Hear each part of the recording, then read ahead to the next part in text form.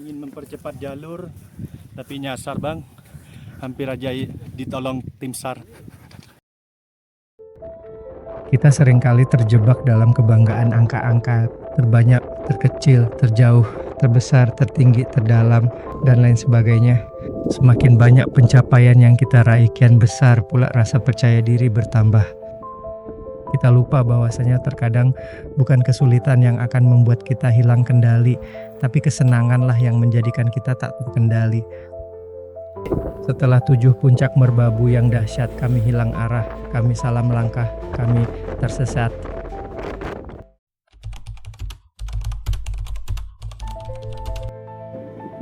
Cerita ini adalah lanjutan dari video pendakian 7 puncak Sang Damalung yang sudah tayang sebelumnya. Untuk cerita bagaimana serunya pendakian kita menggapai 7 puncak merbabu, link kita sematkan di deskripsi ya. Sebenarnya kita sempat ragu untuk share bagian tersesat ini. Kami khawatir nanti terjadi salah informasi atau mungkin malah disalahgunakan. Hanya saja saat kami melakukan perjalanan turun menuju base camp, kami yang sempat singgah di warung pos 1 untuk istirahat dan menikmati gorengan juga semangka, mendapatkan informasi dari bapak pemilik warung yang juga seorang porter, bahwa kejadian tersesat ke jalur Cuntel seperti yang kami alami ini ternyata cukup sering terjadi. Bahkan sehari sebelum kami turun ada juga rombongan lain yang juga tersasar ke jalur Cuntel dan terpaksa harus overstay karena sudah terlanjur kemalaman saat menemukan kembali pos 3. Berbekal informasi itulah yang akhirnya membuat kita semakin yakin untuk kemudian membagikan cerita ini. Dengan harapan agar supaya apa yang kita alami tidak terjadi lagi nantinya di kemudian hari. Insya Allah amin.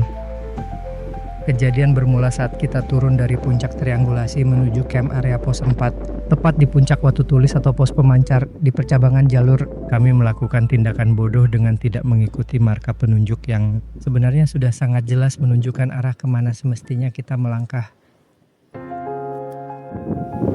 Sebagian dari kami tergiur oleh sabana luas, sebagian lain dari kita memilih mengikuti jalur yang menuju Watu Gubuk. Kita pun terpecah menjadi 2 rombongan. Awalnya kami tidak curiga, sabana luas sejauh mata memandang membuat kami terus menyusurinya, seolah menjadi obat atas kegagalan kami menyaksikan cantiknya sabana di jalur Suwanting, musabab kabut yang tak kunjung reda merayap tebal di puncak merbabu. Langkah demi langkah kami pijak, keanehan pun mulai terasa. Pos 4 yang tadinya seolah tepat di bawah kita, kini lenyap tak terlihat mata. Kami mulai tersadar bahwa tiang HM penunjuk meter sepanjang jalur yang kami lalui terlihat sudah sangat usang. Kita pun tak melihat jejak kaki selain jejak langkah kami sendiri. Abeli sarar ya, aing ngadek polan. Ini nyari kanan kemarin. Ada ya?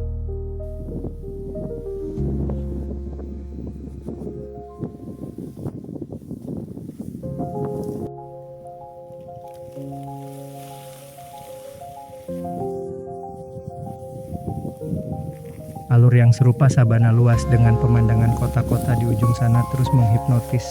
Di sisi lainnya tepat di ujung jauh sebelah kanan posisi kami berada, jalur Watu Gubuk masih tampak jelas di pelupuk mata.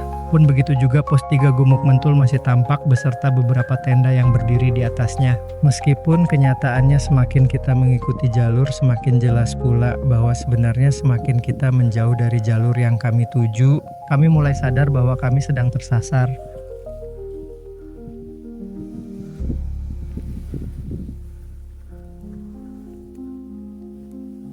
Pembajakan amigdala pun dimulai. Amigdala kini mengambil alih sepenuhnya kontrol otak, membuat kita tak lagi mampu berpikir dengan jernih. Kita cenderung impulsif, bereaksi secara emosional, semakin menjauh dari rasional. Cemas kemudian mengintai, kepanikan pun mulai menyerang, dan kita kesulitan mengambil keputusan. Bahkan di beberapa momen kita mulai saling menyalahkan. Sungguh di luar dugaan.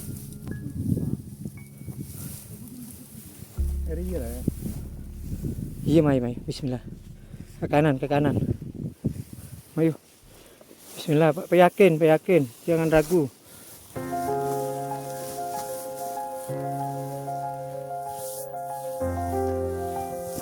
Jangan pernah ada lagi pengalaman begini.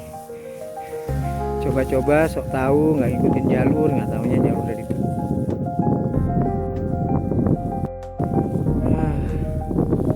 Kita tersasar karena ulah atau kesalahan dari kita sendiri.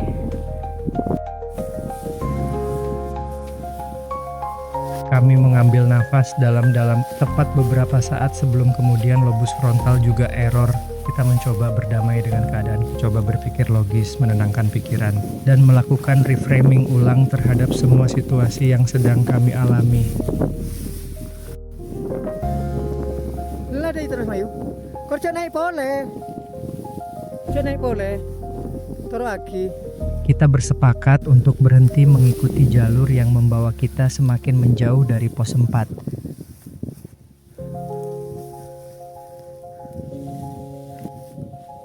Ada, makan kau tanda balik ke atas. Lebih bahaya. Lebih pasti. Yang jarak tempuh lebih jauh.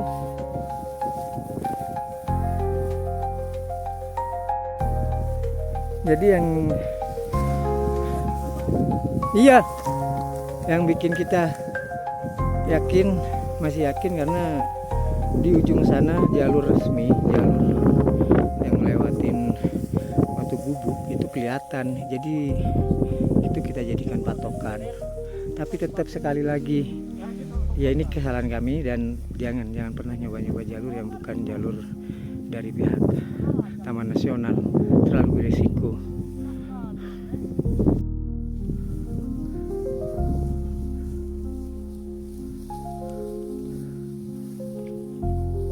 Mat.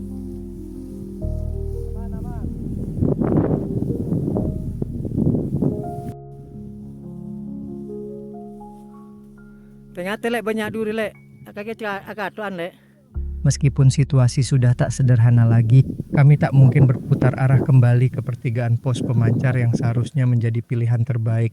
Musabab stamina dan logistik juga air yang terlanjur habis. Kami merasa hanya dengan cara memotong kompas pilihan yang paling logis, dan dengan penuh awas kami meniti tebing menuju arah jalur Watu Gubuk yang masih terlihat di ujung sana sebagai patokan. Tentu saja setelah kami pastikan terlebih dulu bahwa kontur sudah tidak terlalu miring dan cukup layak untuk kami lalui.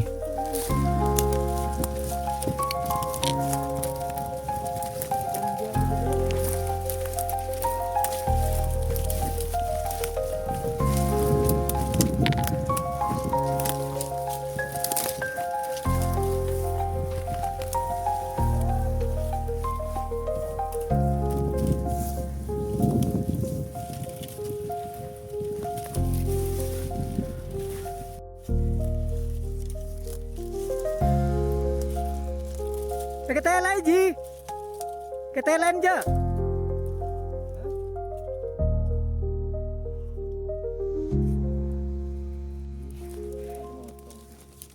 Cuman tak separah itu, orang mutong ke bebe, mutong ke samping kaki leh. Kita orang kau tengok kaki ngelosot ke bebe. Lanjut buru.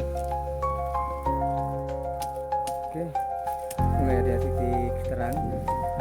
Tenda atau pos 4 sudah mulai kelihatan.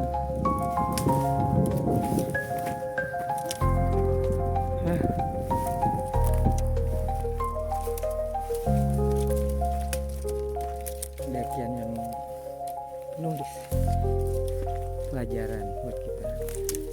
Ya, selama ini baik-baik aja, baik-baik aja, bukan karena kita yang hebat, tapi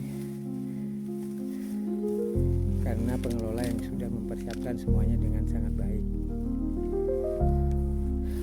Karena kita yang selalu waspada, karena kita yang tidak pernah lalai, nggak pernah lengah, karena kita yang selalu fokus, dan karena kita yang nggak sok tahu. Itulah yang bikin pendakian kita selama ini aman-aman aja.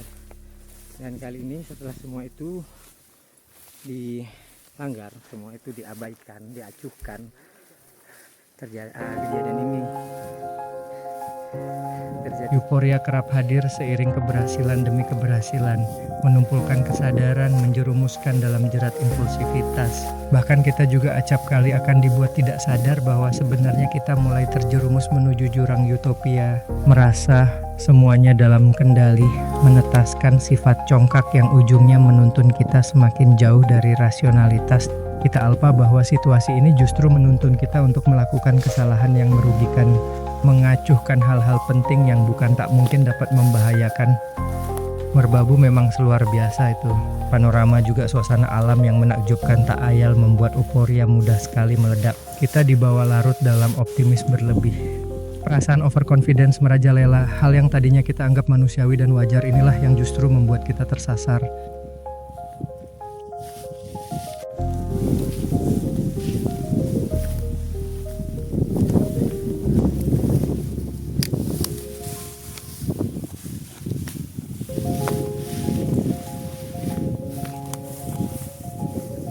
Rasa syukur tak terkira seiring beberapa tenda di pos 4 yang mulai terlihat di ujung mata memandang. Kami tiba bersamaan dengan 3 teman yang memutuskan untuk tidak mengikuti pilihan kami tadi di pertigaan pos pemancar.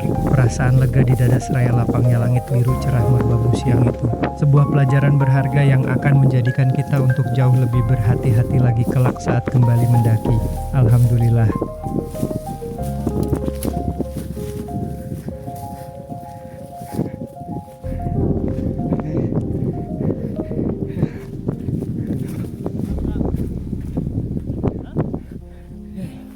Jangan coba-coba. Alhamdulillah akhirnya.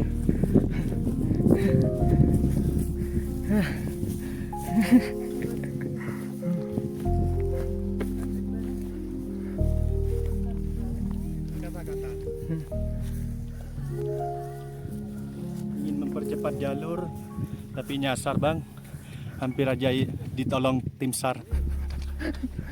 Alhamdulillah akhirnya kita sampai di camp ground pos 4. Perjuangan sempat panik dan ya banyak hal.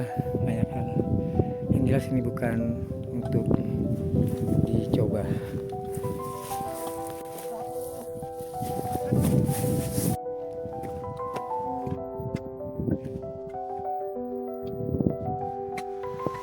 Rasa syukur tak henti kami panjatkan setibanya di pos 4. Setelah hampir setengah jam kita meraba dan menerka-nerka arah kemana kita harus melangkah. Tak jarang pengalaman konyol yang baru saja kita alami dijadikan bahan candaan yang sontak membuat kita tak mampu menahan tawa. Perasaan lega yang kembali hinggap juga membuat kita ngelantur ngalor ngidul kesana kemari.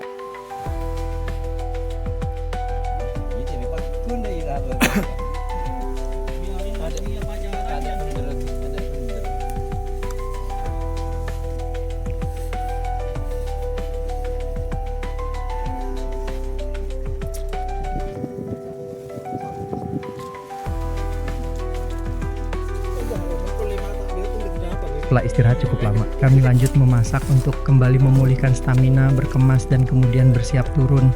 Berbagi cerita juga menjadikan candaan tentang pengalaman tersesat yang baru saja kejadian. Hingga kemudian kita kembali tertegun setelah tersadar bahwa air ternyata habis setelah dipakai untuk memasak. Kami pun harus menahan dahaga saat akan memulai turun dari pos 4 hingga setidaknya nanti tiba di pos 2. Ya begitulah manusia, tak ada kapoknya.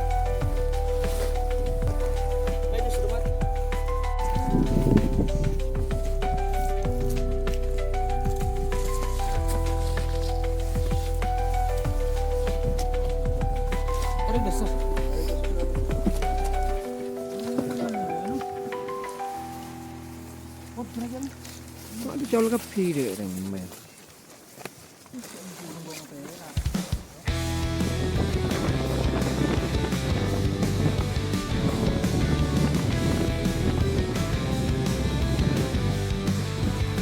Pendakian kali ini kami banyak belajar bahwa gunung sejatinya tak pernah salah. Justru kita yang sering salah karena rasa percaya diri berlebihan yang kadang menyamar jadi keberanian hingga kemudian meremehkan proses pendakian.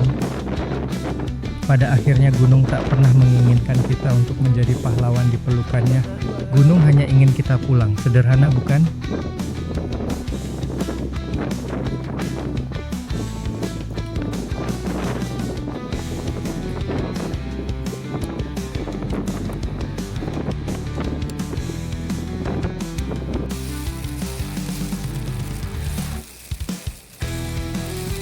Dia lebih landai. Dan kita diguyur hujan dari pos 3 tadi. Untungnya nggak terlalu belum terlalu deras ya. Mudah-mudahan jangan hujan. miris banget karena ternyata mantel atau jas hujan yang kita beli kualitasnya jelek, jadi pakai sobek. Ya udahlah.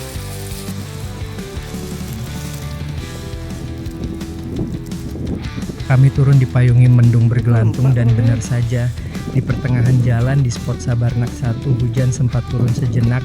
Jalur seketika menjadi licin, menambah berat perjalanan yang sedari tadi sudah terasa begitu melelahkan dan panjang.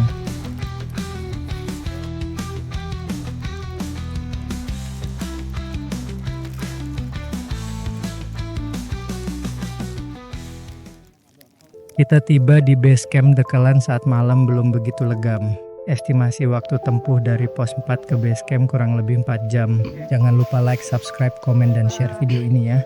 Nyalakan juga loncengnya agar tidak ketinggalan saat nanti kita upload video baru yang semoga saja rinjani. Tak lelah juga kami ingatkan, jangan meninggalkan apapun kecuali jejak, jangan mengambil apapun kecuali gambar, dan jangan membunuh apapun kecuali waktu. Salam lestari dari kami yang bukan pendaki, karena kami hanya turis gunung.